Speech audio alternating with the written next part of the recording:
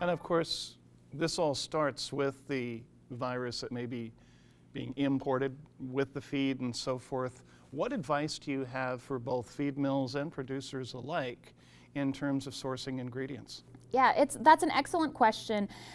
Certainly, we recommend excluding all high-risk ingredients. Now, your next question is probably, what is a high-risk ingredient? And again, there's no short answer to that. And so what we've recommended to a number of our producers is to at least start with a better understanding of where their products are coming from. And I think in the swine industry, we've done a pretty good job of that. The feed industry is starting to catch on, but a lot of kind of co-species mills don't really understand why we're even asking these questions. And so that's been an interesting aspect, but asking the questions about where are the vitamins produced that are in my vitamin premix? What type of carrier is with this product?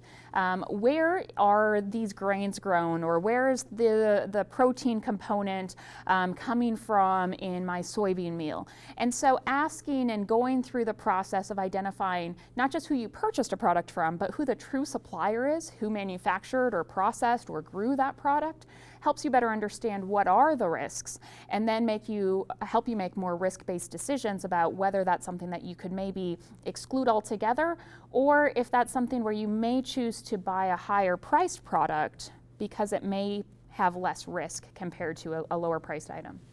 So many vitamins, trace minerals, and feed medications are made in China. We can't just pick up production and move it elsewhere. I think the industry is kind of married to working with a lot of these companies. But I've heard it said, and I'd like to get your comment on this, that it's not so much where the feed ingredient or feed medication is made, it's really about the quality control and the biosecurity with that individual manufacturer. Exactly. I would completely agree with that, and that's really been one of our leading themes. I see a lot of anti-initiatives out there where it's exclusionary from all ASF countries altogether. We know that we can't implement that because we have products that we can't get from non-ASF countries. And arguably, a lot of the products that might be coming from some of those countries are actually safe.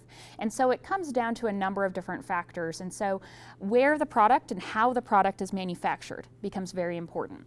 I think that something like a rice hull or a carrier, soy hulls, rice hulls, corn cob carriers, those, depending upon the country that they're from, can be relatively high risk. However, fermented amino acids or vitamins that are produced in laboratories, that whether your facility went and inspected them, or maybe there's a third party that you trust that has verified that they are what we call a biosecure facility, as long as those are packaged in a clean environment and in a sealed package, I'm pretty comfortable with them. However, if those same products arrive to me in a tote bag, and I don't know if that tote bag had been reused previously, or if it's in a vessel or in a truck, and I have no history of what had transported that product in bulk or the vehicle that had transported that previously, I consider that higher risk because of the potential for cross-contamination. And so again, it's not as easy as saying we just aren't going to bring any products in or any ingredients in from these countries.